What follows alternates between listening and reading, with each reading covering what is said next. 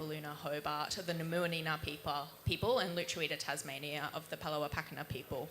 And I'd like to acknowledge their connection to land, water and sky, and for caring for country for tens of thousands of years. I'd also like to extend this acknowledgement across the world as we meet here collectively at COP29. And finally, there is no climate justice without First Nations justice. My name is Tegan, and before we get started in the nitty-gritty of the panel, we wanted to share our own climate experiences and stories. So last year, I was about to return to my hometown of Cairns around Christmas time, and Cairns was hit by one of the worst floods in recorded history. Homes and businesses were lost, and road and infrastructure were just absolutely washed away. It was a devastating event. But what I found when I was finally able to arrive in Cairns after the floodwaters had receded from being over the airport, no planes could arrive in Cairns, was that young and gender diverse youth were showing up and leading the donation gathering and the cleanup effort. And so I found really a lot of inspiration in that to kind of bring that here at the global stage, knowing that we are being impacted locally back home. Hi, I'm Tash. I guess everyone here will have a climate story, as does a lot of people in the audience. Mine comes from my upbringing. So I grew up on a farm in regional Western Australia, about 4.5 hours drive south of Perth, in a town called Denmark, or Kurubap, on Noongar country. And so for context, the farm isn't on the water main supply, so the water that we drink comes from a water tank and a shed, so it's rainwater, and the water that we shower in and do the dishes in and washing and all of that comes from water that's run off the land, and it's in a dam and it's pumped back up to the house. So during summers where there's an El Nino year and where there's not a lot of rain, basically we run out of water and we can't shower. We also need that water for the orchards and the vegetable gardens, and also for the animals, the cattle and the sheep. So it gets really tricky when we don't have any rain. Growing up on the farm, one of my jobs as a kid was to go out and read the rain gauge every morning and then go back into the house and put the measurement on the little Excel spreadsheet that we had on the fridge. So that it meant for the entirety of my childhood, we were sort of tracking how the rainfall was dropping every day. And so that sort of like manifests all throughout the different parts of the farm. So one of my other roles was to look after the bees. So we had hives, and I was a beekeeper. And bees are a really important sort of metric for ecosystem health. So if it's not raining, the trees don't flower and they can't produce honey. So in the summers and the winters where we didn't have enough honey produced in the summer, that means that the bees don't have enough honey over the winter. So all of these different things, all of this is to say that climate impacts were real. And finally, I think one of the most motivating things for my action in the climate space was the fact that we were surrounded by old growth forests, a national park, and that meant that we had bushfires coming through every year, and it was very real. And from a young age, you have to learn what your escape plan is. What are you taking? What do you do with the cats? What are you doing with the sheep and the cattle? And what are you going to do with them? Are you going to leave? Are you going to stay? Do you have enough water if the fire comes through? Is the hose going to melt because it's made of plastic? And all of that was sufficiently motivating that I'm now studying climate risk and doing a PhD in fire. So that was my climate story. Hi, my name is Juo. My climate story connects a lot with my cultural upbringing. So ethnically, I'm Senegalese, and I'm from the tribe called Fulani, and we're nomadic people and we're farms people. And so being part of, sub-Saharan Africa, we have been devastated by, the impacts of climate change, and my people haven't been able to connect with the land as they have been in the past, as, my family and my grandparents have told me a lot about. And so growing up on those stories and going to Senegal and seeing how droughts and floods have really impacted, the land that, my people have lived on for centuries has really resonated with me. Also seeing how climate disasters have impacted Senegalese people and people in developing countries in general has also really inspired me to go into advocacy in the area as well. And I think a lot of that inspired me to also go into First Nations social justice within UNICEF Australia, which is the advocacy group that I'm part of. And so as I learnt more about, Indigenous rights, I saw that there's a lot of overlap between that and climate advocacy. And so I think that the intersection between the two really inspired me to, go more into it, put myself more out there and learn more about climate in general. Yeah. Thank you. Nisamula Vinaka, Nadangoa Sake. Hello everyone, my name is Isaac. I'm a proud Lomaviti man from Fiji, but born and raised in southwest Sydney on Darug and Bidjigal land. My climate journey started a long time ago, but the big turning point in my climate journey was around 2015, 2016. I'd gone back to my village on the island of Ovalau, and that was a moment of coming back to homecoming, right? You see your land, you see where your ancestors grew up, and you see just like the waters that they, would go fishing or they'd wash and things like that. And I went there, it was good, got to meet a lot of family, and then went back home. And then 2 weeks later, Cyclone Winston came through and devastated the whole, not just my village, but villages all across the island and all across the province. And when I went back there, not long after that, complete devastation. Like 90% of the palm trees were uprooted. Most of the houses in my village had no roofs, and the only one that had a roof was the church. And so that's where everyone took safety and refuge in this brick church in our village. And what really inspired me from that was just seeing, I guess, what a lot of people would refer to as the Bulla spirit in our community, where people would just come together and, just take it one roof at a time, just rebuild and work together. Like people would go collect the materials, people go put it together. People had different expertise and knowledge, but throughout all that, they did it with a smile on their face. And they knew that, there's no point worrying about these things, but to stay positive and know that, we've got to work together to do the work. So that's my climate story. Thank you. Thank you. We wanted to share these stories with you today just as a way of connecting with us and hopefully connecting with you. But as these panel events go, I will do a more formal sort of introduction of our panellists. So I'm Tegan, I'm moderating the event, and I'm here on behalf of Plan International Australia, and we fight for gender equality, and particularly here in the intersection of climate. Tash is part of the leadership team at the Australian Youth for International Climate Engagement and is a climate researcher at Oxford University, undertaking a PhD in the use of remote sensing to estimate fuel loads and predict fire probability across the Brazilian Cerrado and Australian savannas. Jewoseydi is a UNICEF Young Ambassador who operates as part of the First Nations social justice advocacy area. She's currently studying medicine at the University of Adelaide and wants to go into climate emergency care in rural areas and developing nations in the future. And Isaac is a proud Fijian from Lomaviti province, currently residing on Bidjigal land in southwest Sydney, Australia. After working as an environmental consultant, Isaac took on a more active role in climate advocacy with various organisations and political organising before also taking on a position as the environmental officer within local government. He is passionate about ensuring the Pacific Islands and all First Nations don't just have a voice in decision-making spaces, but are actively consulted and respected in spaces that affect them. Finding strength in inclusive engagement, Isaac was inspired to create the Veilomani initiative that focuses on climate justice and its intersectionalities, highlighting that you cannot achieve climate justice without working towards justice for all marginalised communities, and that progress requires collaboration. So welcome, panellists.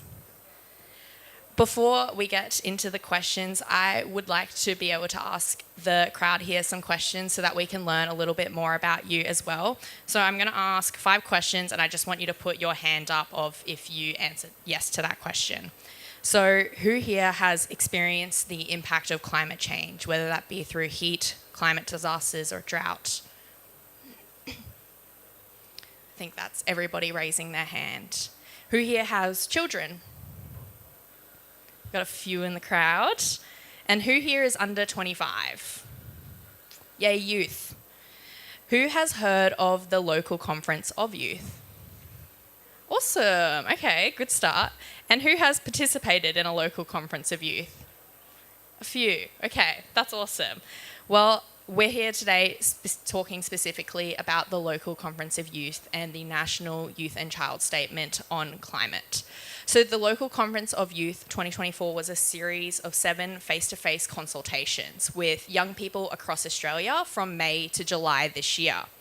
LCOYs come under the umbrella of Youngo, the official children and youth constituency to the UNFCCC, and they take place all over the world. In total, 196 young people attended the conferences in Australia, from places like Gadigal, Sydney to Berrin, Gambia. These consultations were designed by young people for young people. And I think that's a really important point to highlight as we go forward in this discussion, and especially for the non-young people in the room, is that when youth are awarded the funds and resources, it gives us agency over our ideas, and it can be a real motivating factor for other youth to be a part of that program, because they won't just feel like a token of participation. And as we're all aware, Australia is big. And so it was key to the process of the LCOY that we weren't just focusing on the southeast coast of Australia, which sometimes can tend to get most of the opportunities for these types of engagement. So not only did the LCOY travel across most of Australia, in terms of just being able to pick up on those, youth from these different areas of Australia, but it also means that during these discussions within these consultations, a really unique and varied experience of how climate change was impacting young people was picked up within these discussions and is reflected in the National Youth Statement. As I said, these consultations culminated into the National Youth and Child Statement, which you would have found on your chair today, which is really awesome.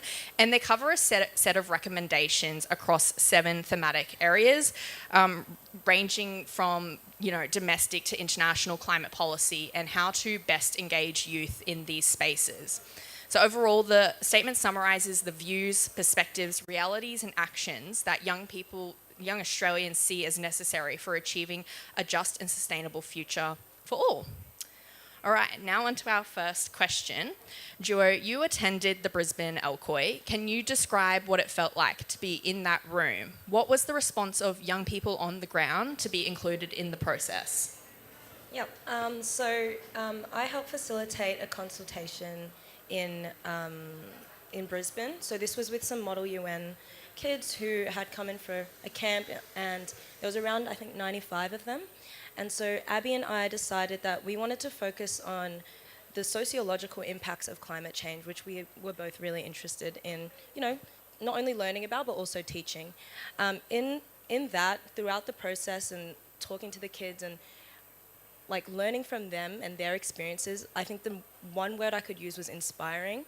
I didn't realize how much diversity there would be in the voices that we had in that room. And I think that they were all so eager. And, when you're dealing with 15 to 18-year-olds, you kind of think there'd be a bit of pushback where it's what are these people trying to tell us to do? I know I was like that. I say that like it was a long time ago, 2 years ago. So they were all so eager and so engaged, and they were really, they felt like they could make a change. And I think that that's something that is hard to, stay faithful to, climate advocacy. It's easy to be disillusioned and kind of lose faith in the fact that what you do is going to have an impact. But the ideas that they presented and, learning about their stories and their, reasons for why they care about the climate was really interesting, especially since a lot of them didn't come, for climate advocacy. It was, a Model UN camp. So seeing that, everyone was so engaged in the topic was, really really inspiring. And we learned a lot about Indigenous people from different places within Australia as well as New Zealand, and also people from Pacific Islands, and how they felt like they were being impacted. And hearing that from young people themselves, and just speaking to them one-on-one, I think was really important, and really helped us write the national statement and guide us. So, Thank you. Tash, why was it important that LCOYs were held in regional Australia in places like Berrin, Mount Gambier? Yeah, so we were trying to include a diversity of voices in the LCOY process, and often a lot of regional communities are disproportionately infected by climate impacts, but they have the fewest opportunities to engage in these types of processes. Wyndham and Mount Gambier also have a proportion of First Nations people living on country, and we also wanted to try to tap into those perspectives and include them into the consultations.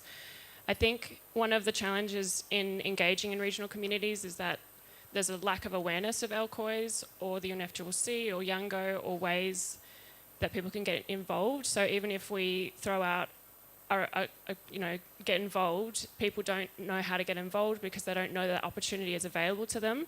And I think that that's something that we're going to try and keep and work on moving forward, because we try to engage with regional communities, but I think it would be better if there was more involved. I think, taking myself as an example, I had no idea about any of this kind of stuff when I was living in Denmark. I didn't know anything about Yango or COPs. Like, I was aware of COP in Paris and the Copenhagen Agreement, but I didn't know of it as a mechanism that I could get involved with, particularly in terms of international climate. I didn't have access to the internet or mobile reception at home, so there's no way that I could look it up on social media. So like, mechanisms that we use normally to put calls out for these things on social media don't work.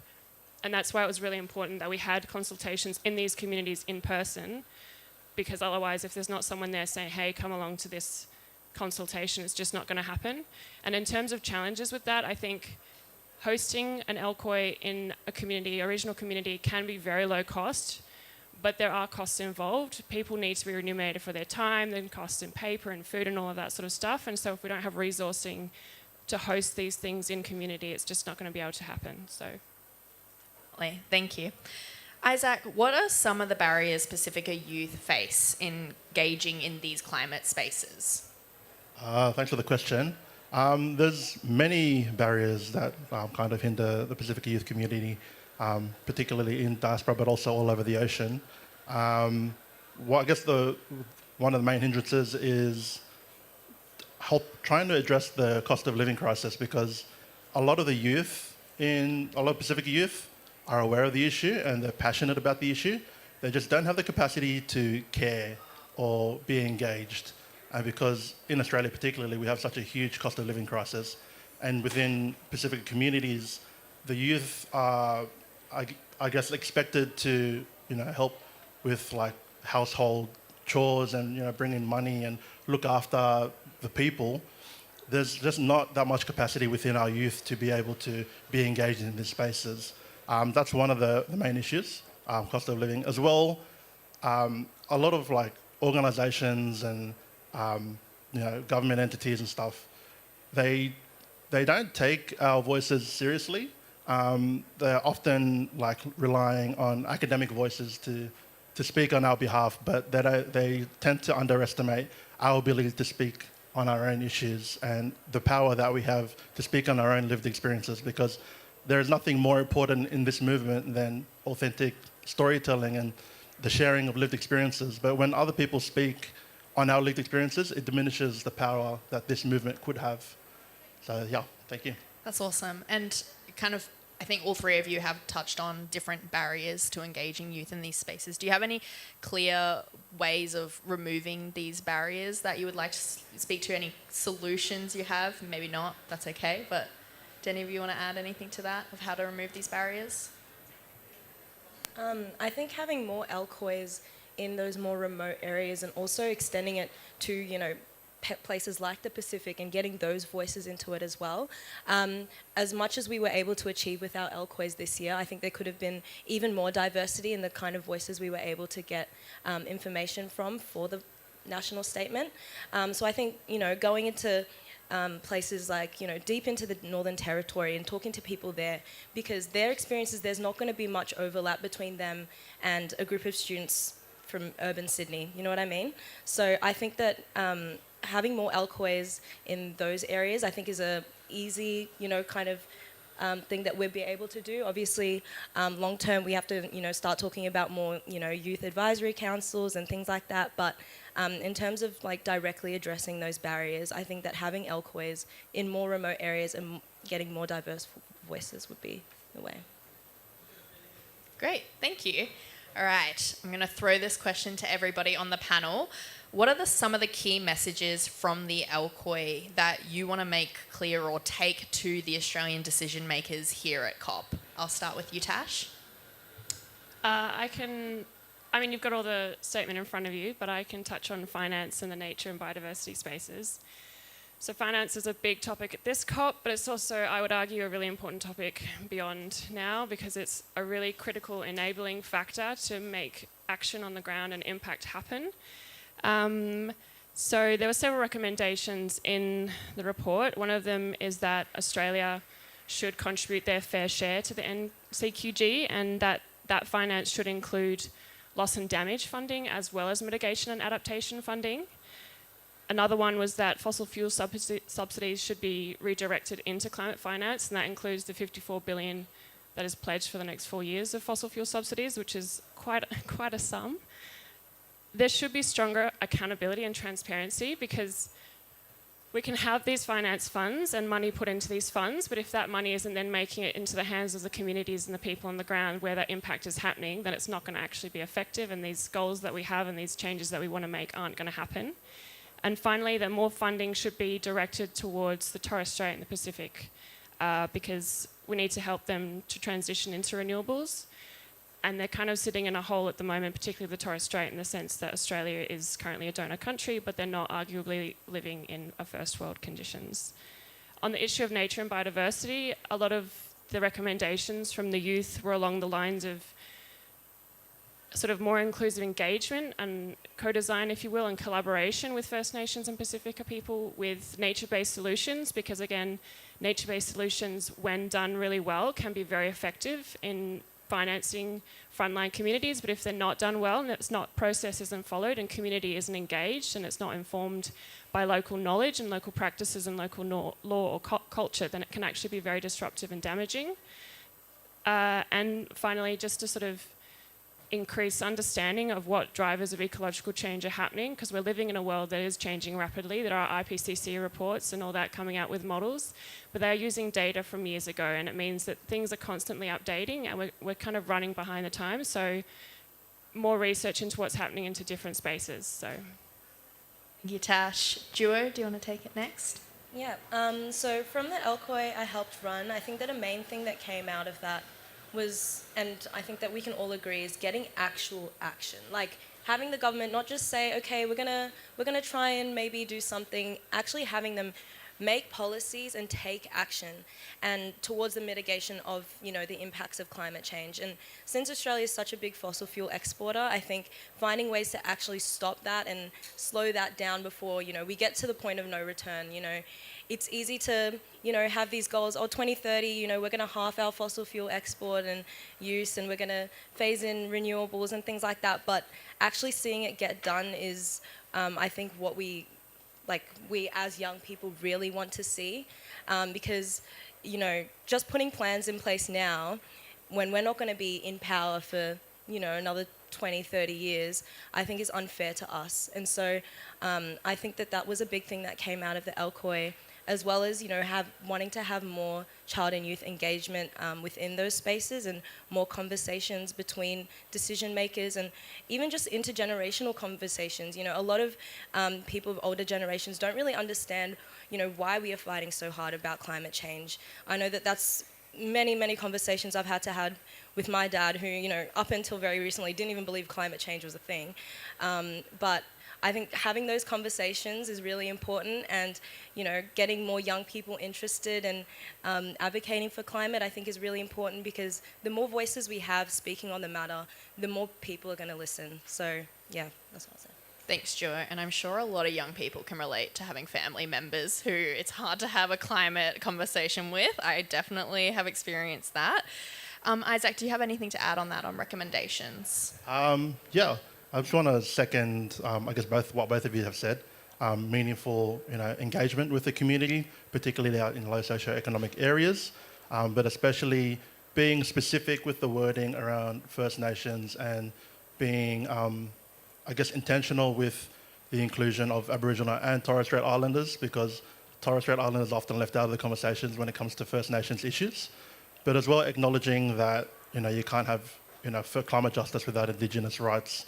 And so addressing all the other issues as well, including black deaths in custody, the racial divide, the wage gap, as well. I forgot what else I was going to. Shifting the narrative of climate being an issue for the future, because in particularly Pacifica communities, as well as a lot of Indigenous communities around the world, we've been facing the impacts of climate change for a very long time.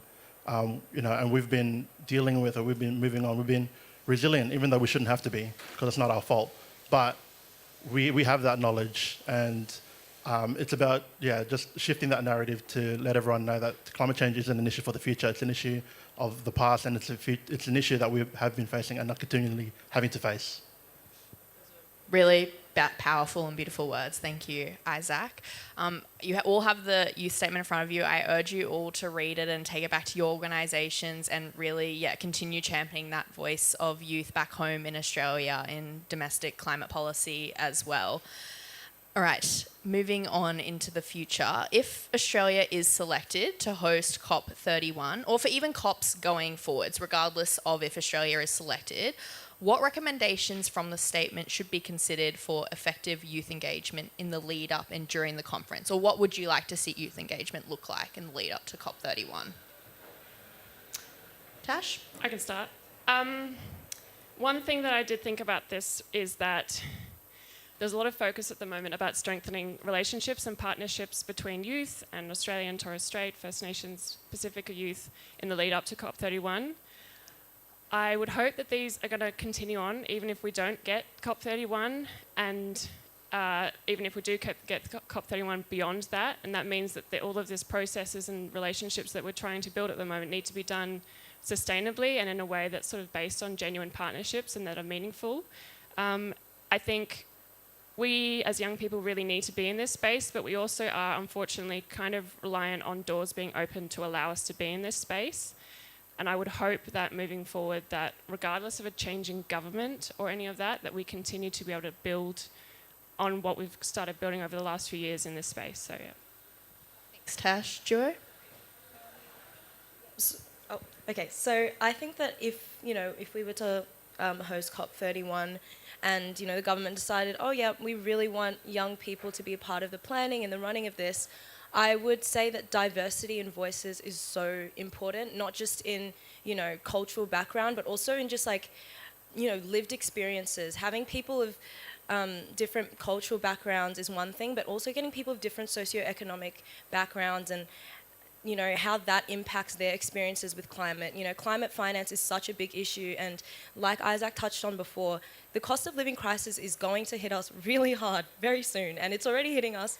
But as climate issues are building up as well as cost of living, I think that it's really important to have diversity in different social classes and people of different sexual orientations and people with different status and disability and things like that. I think is really important because otherwise we run the risk of having youth engagement, but it being an echo chamber of the same voices and people with the same experiences saying the same things. So I think that that's what I would say. It's really important.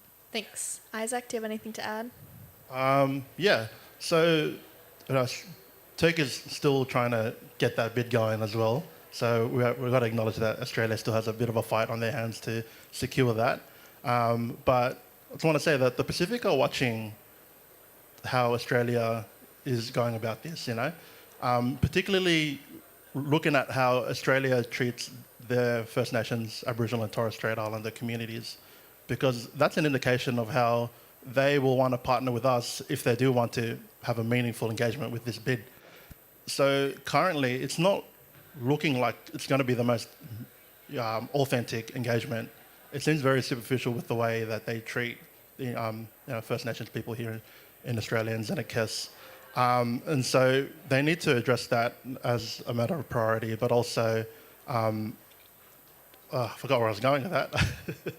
Okay, cool. Thank you. That's a really great perspective to add, definitely, on this panel. Okay, so In an ideal world where we can stop having these conversations about how to best engage youth in these processes, what would that look like of youth engagement, international and domestic policy? In the ideal world, we can stop having this conversation about, you know, how the government should involve us. What would that look like? Or how do you think, what is stopping that from being achieved right now? Would anybody like to answer this one? I think it, like, actually being taken seriously. I think that when we try to talk to, whether it be decision makers or people older than us, it's very easy to, you know, be kind of pushed away. It's like, oh, you don't know anything about the world. You don't know what you're talking about. And so I think that that's how a lot of politicians do see young people at the moment. And it does come off inauthentic, like Isaac was saying. And so I think getting to the point where child and youth engagement in those spaces is not tokenistic anymore, it's not performative, it's not just putting young people in a room, getting them to spend hours in meetings and hours presenting things and then not doing anything with it. It's actually taking that aboard and realizing that young people have things to say, and while, you know, we may have less years of experience, we do have many years ahead of us. And so I think that it's important that we are taken more seriously in general, and obviously in an ideal world where respected not only in the climate space but also about other rights in general. So yeah. Thanks. Isaac? I'd like to see, I guess, more, like you guys said, diversity in the decision-making spaces. Australia doesn't look like what Parliament looks like right now. We are not all middle-aged white men, you know, and rich, and we don't all own, like, you know, two-story seaside villas or whatever. You know, we're all, well, not all of us, but a lot of us are struggling. A lot of us are youth. A lot of us come from different walks of life. So it's important to have diverse representation, like Joe was saying, whether it's in, you know, age, gender, orientation, racial, religious. That's the beauty of Australia. You know, there's so much diversity and there's so much flavour, as opposed to the Parliament, where I think they're pretty unseasoned, to be honest. But that's our strength, and we need to work to that, you know? What was another point I was going to say? Give me a second, sorry. As well, meaningful engagement. Like Joe was saying, we don't really engage in an authentic way. We don't go out to communities. We don't speak to them one-on-one. These people come to our communities for the photo ops, and they don't really talk to us and take into account what our stories are, what we feel, and how our capacities are in this crisis that we're going through. So as well as funding, you know, because cost of living crisis, we need money, we need funding to go into our communities so we can be engaged, we can provide our voices where they're needed the most. An unseasoned Parliament. That's going to stick with me for the rest of my life. Tash, do you have anything to add? I had a couple of things. So obviously, I think representation in decision-making spaces is the ideal. And there are some young people in the negotiation spaces, and they're incredible. And there's also young people in local government, and I think that should be recognised because they're doing incredible things.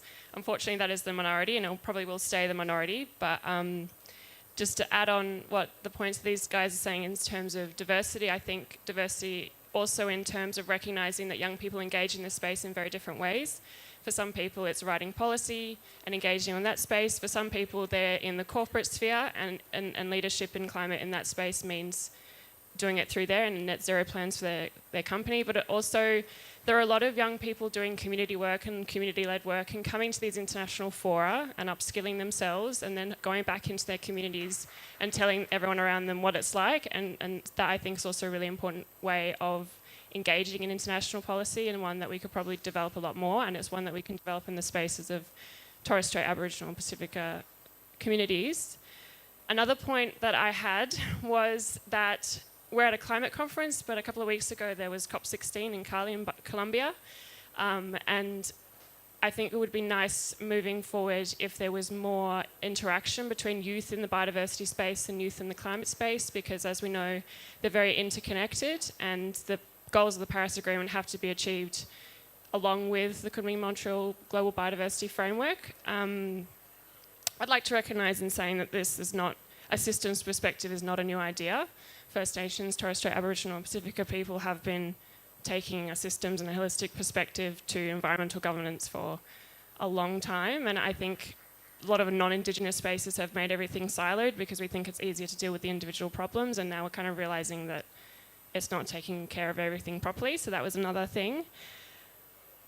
I think, and this is already happening, just to say all these things are happening on some degree. I think it's just something that we need to strengthen, is that in collaboration with youth internationally. So there's a lot of really cool work being done in Brazil and Canada with their youth, and I think that we could all learn from what they do, and we do, and we go to their pavilions and we chat to their youth. But I think beyond this COP and the next COP, it would be great if we did more international collaboration and figuring out what they do in between now and then. In terms of like barriers to all of this happening, to me it's quite interesting because when you go into the international spaces and you go to the leaders' speeches, they're all talking about we need action on climate change and we need net zero or climate neutrality. And it's very easy for these pledges to be made. And a lot of companies, for example, have net zero targets. And now we're in this space where we've made all these pledges and these targets and we actually need to implement them and action them. And that's where it gets messy, and it's a power play, and there's institutions and politics. And our spaces, this is very similar. We're all saying we need to be engaged, we need to be included, but actual mechanisms and putting those in place is the tricky bit, and it's kind of the messy part as well. And for me, finance and access to finance for young people is a key part of that, and that means making grant application processes not hugely complicated. It means making reporting on those grant application processes not hugely complicated. Writing a grant for the government versus asking for money from an NGO is a very different process, and a lot of young people don't know that. And if a young person wants to undertake community engagement and they want money for that and they apply for a grant, either that work is, and they don't get that grant because they don't know how to do it well, either that community engagement is not going to happen or that young person is going to have to do it for free. And I don't think either of those are good outcomes. And finally, and I think this is something that's said a lot, and we do it, and I think it's really building, is just collaboration. There are a lot of incredible people here in the room that do work in their spaces, and they're all very different, and they target different sectors of the youth in the Australian community.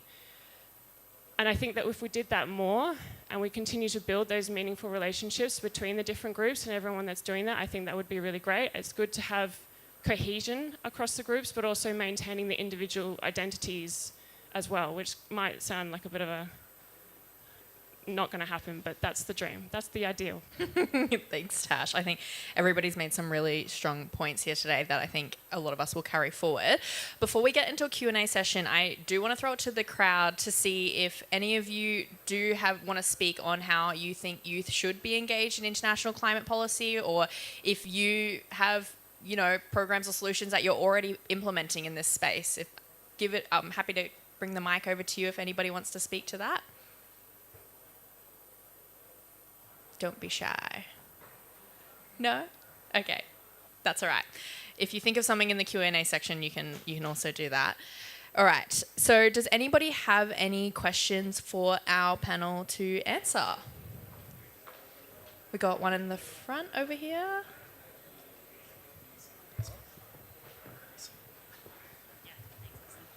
Thanks, everyone. Amazing to hear your perspectives, and I'm always inspired by the incredible work that's happening in the youth movement. I'm just interested in what you think that organisations, I'm from UNICEF, but what can organisations do to better support the work that you're doing and help you achieve the goals that you want to achieve?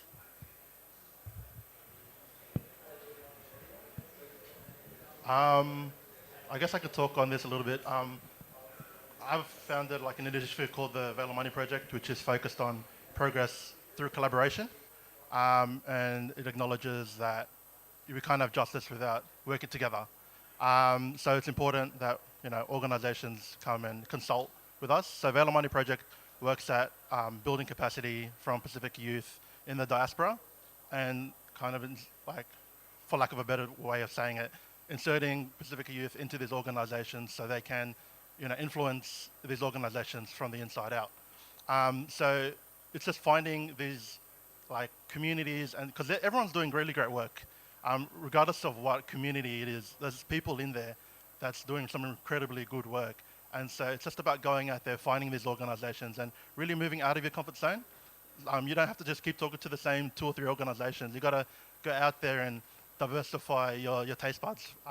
So if you want to collaborate, we're welcome to collaborate with any organisation out there.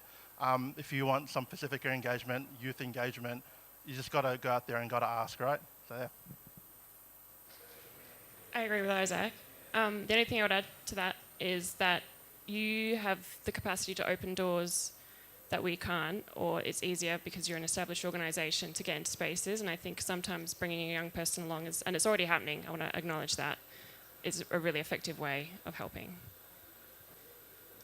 Any other questions?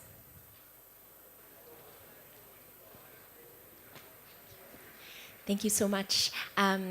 Australia is having a federal election next year at a critical time in for climate change and for a lot of things. And Isake, you mentioned about some youth are rightfully more concerned about cost of living crisis. How does youth engagement in the political sphere, how is that related to climate? Do you mean who are young people going to vote for, or? I guess more like, are you doing work around that as well, or where are the intersections there of your work with political engagement, if any? Yeah, so I think that in terms of the general importance of having young people in the conversations about climate, I mean, it's been said many times that, you know, we are going to be living the future that, you know, the current politicians are building for us. So I think that having young people help navigate some of those conversations, I think is really important because, you know, in 30, 40, 50 years when we're raising our kids and our grandkids, we want to be in a world that we're proud of and also one that's safe for everyone of all backgrounds. In terms of the work that we're doing and how that can actually get to the government, I think that I myself, as a UNICEF Young Ambassador, I'm privileged enough to, you know, be given opportunities to talk to people who are in those spaces and some policymakers. And so I think being able to talk to them and ask them questions and really learn about, you know, what their motivations are and what actions they're planning to take, I think is really important. And being able to, you know, take that information back to, you know, my peers, and that can help them navigate, you know, voting, because it's very new to us. You know, haven't voted in a federal election yet. This is going to be my first one. So I think everything that I'm learning while I'm here, as well as everything that I've learned so far in my tenure as an ambassador, I think is going towards that, and knowing who I'm going to vote for, you know, what parties to support, what policies I really value. And I think that that's something that can be echoed around, you know, all youth in Australia. So, yeah. I'll speak to this as well, just from my own point of view. Like, climate change and protecting the environment continuously rank as in the top highest, I think, important topics that youth do vote on. But I also see youth becoming quite disenfranchised because they vote, but the government doesn't act. And so there's a loss of trust there, and it's their future that, you know, these decision makers are negotiating.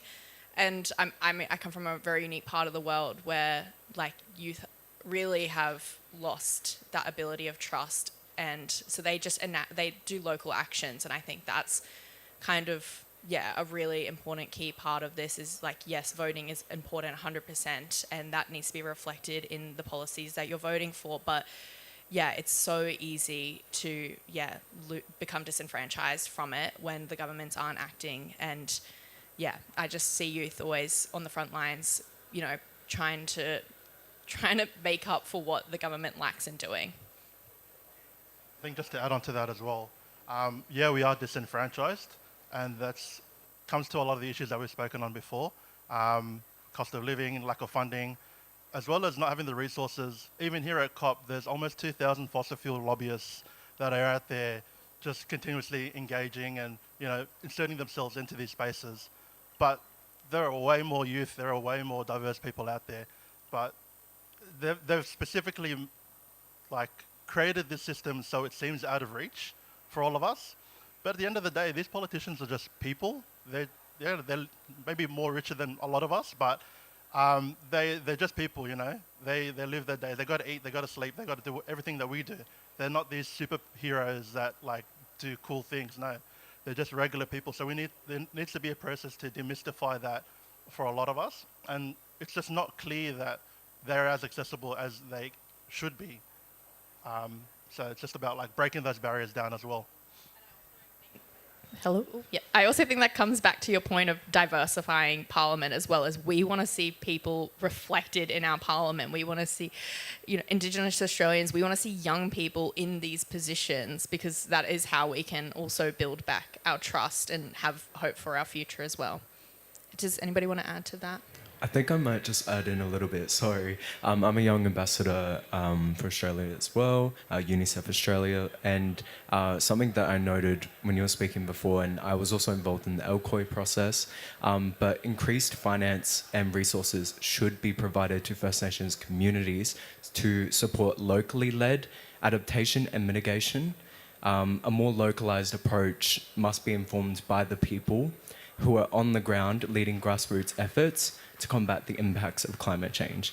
I think that key right there is that it needs to be localized, because the climate change is going to affect people in different ways, in different communities. It's not just one way. They want to say that they want to support First Nations communities, but they're just giving funding out there and just hoping for the best. Can't do that anymore. It needs to be led by the people who are on the ground. So. That's a great point. Thanks, Aston. Another question over here.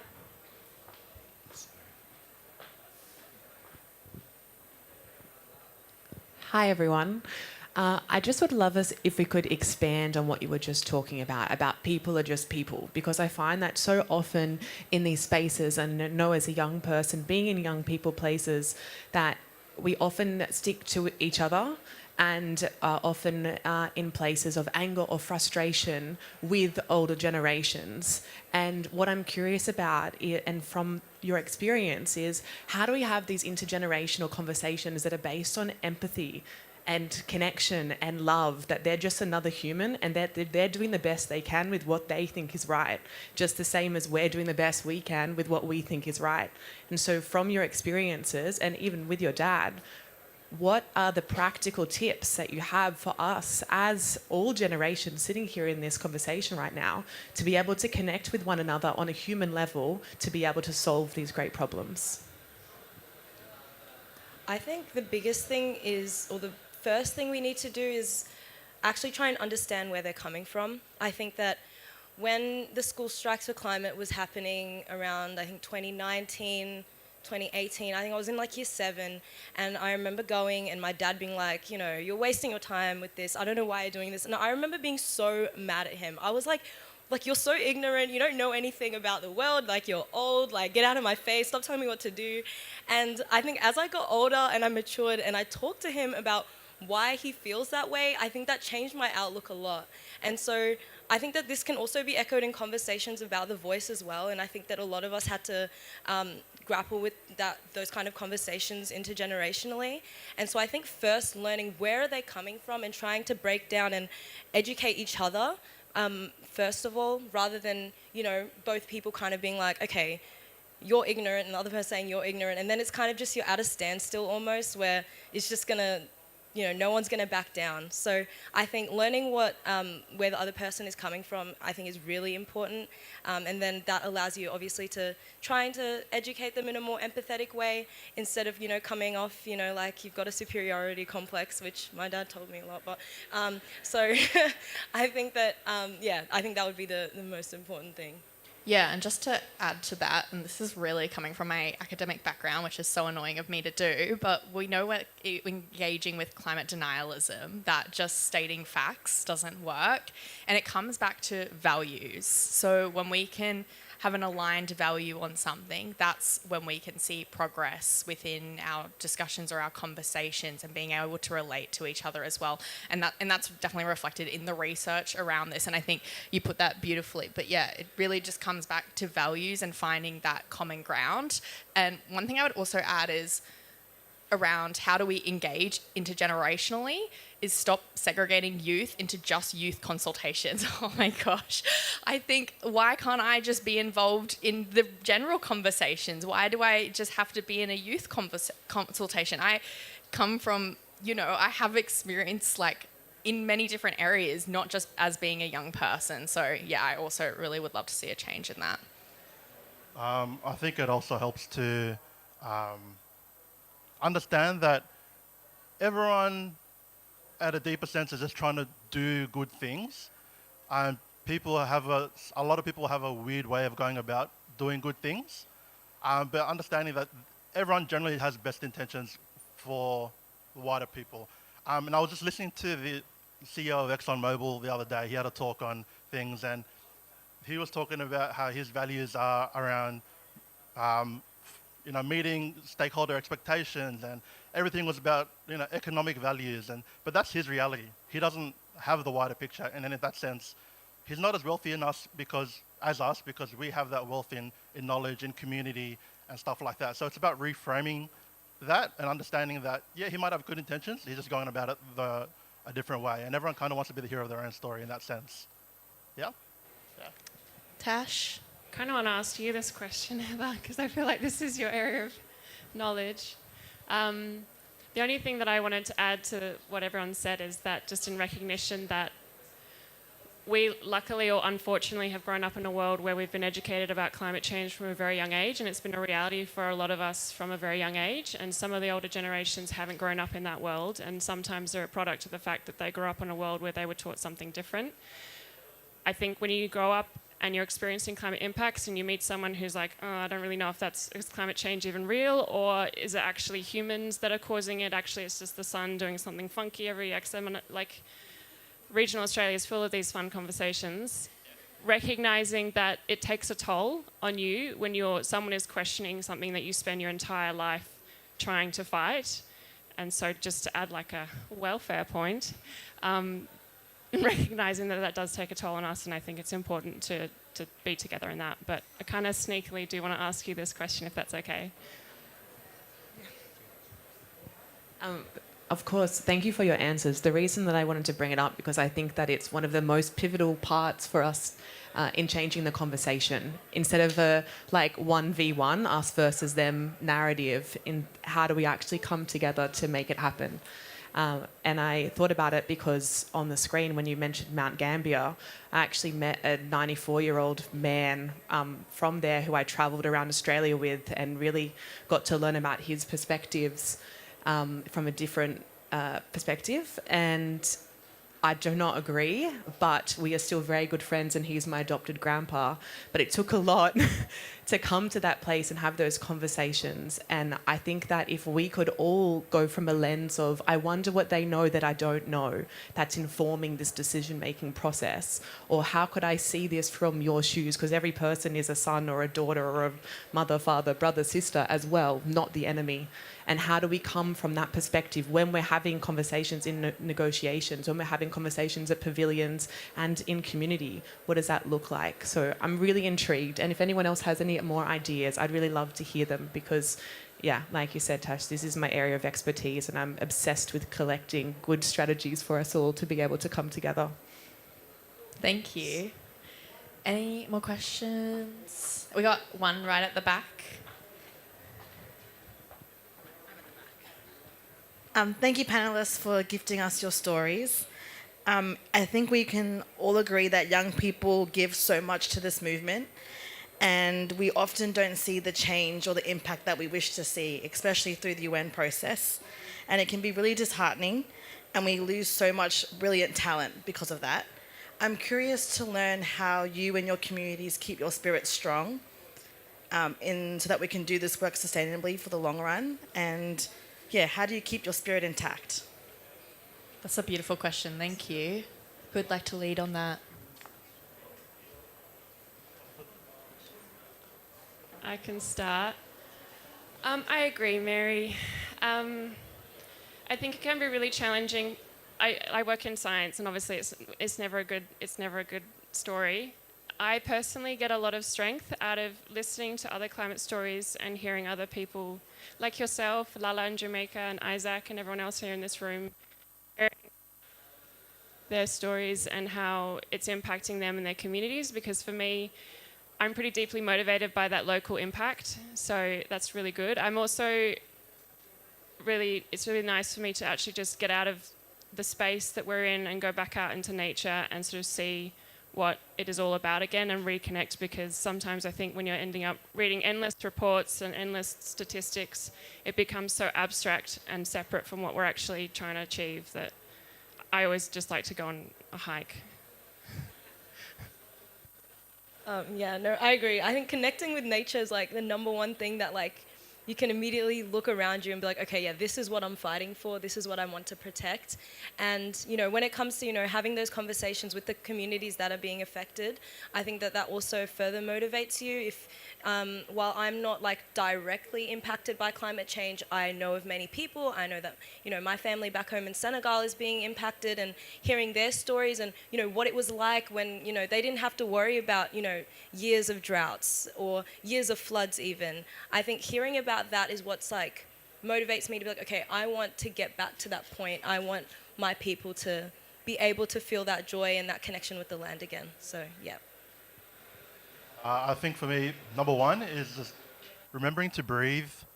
Oftentimes I just forget to breathe, and I don't know what I'm doing, and my mind just goes into overdrive, and I'm a million and one thoughts, and I don't know what's going on. So just breathing. And two, there's this thing in Fiji we call vekachi, and it just means like essentially just to roast your community, like just roast your friends and your cousins and stuff. So that's really important in that you take a second to just enjoy being in each other's presence and remembering to laugh amongst all the chaos and all the disasters going on in the world. You just have yourself, your community, a bit of laughs, a bit of roasting. Yeah, that's me. Thank you. Thanks, Isaac. Unfortunately, that's all the time we have today, but thank you so much for coming to this event, and can I please get a little round of applause for the speakers?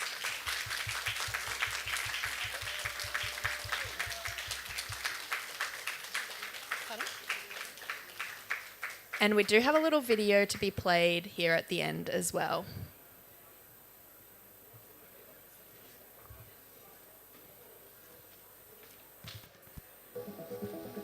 I think it's really important we have youth perspectives in climate action conversations, because youth are not only the future of our planet, but they're facing the brunt of the climate crisis right now as we speak.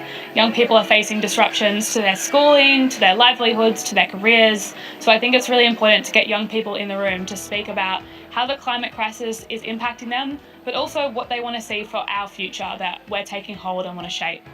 Young people are actually quite dialed in to climate change, and they're not just coming in with a sense of vague utopianism. Young people have lots of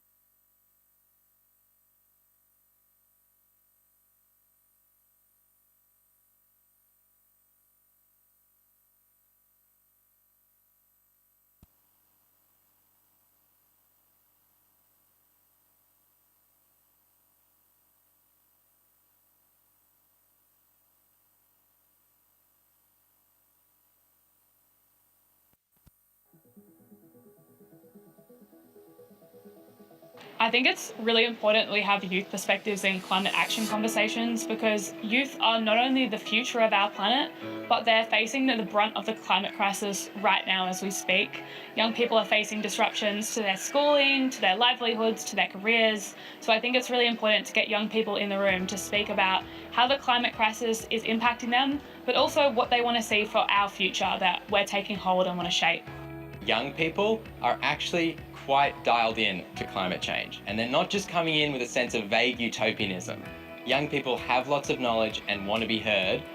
I think what people need to understand is that climate change doesn't discriminate. That's the thing, and it affects you whether you're high class, you're low class, despite your gender, your age. It affects you all across the borders. It's really important to have events which bring together wide varieties of people to talk about big issues that we're facing today, because we know that climate change is not a siloed issue. We're not addressing it just in science, or we're not addressing it just in policy. We're addressing it all across society. And having young people really prominent in those events is also really important, because young people are the group which are going to be taking the solutions that come out of conferences like this and bringing them into the future. What I want to see happen from today's conversation and today's sessions is all the input and all the innovative, meaningful and tangible ideas that have been shared to really be taken to inform the planning for COP31, and I really do hope that happens. Young people are bringing a real authenticity and a real honesty about the urgency of the climate crisis and the fact that we are living in a critical decade. And children and young people have the solutions, and frankly, they are taking the action that's required to address the climate crisis. So they are an absolutely critical stakeholder for anyone who wants to make a difference for the future of this planet.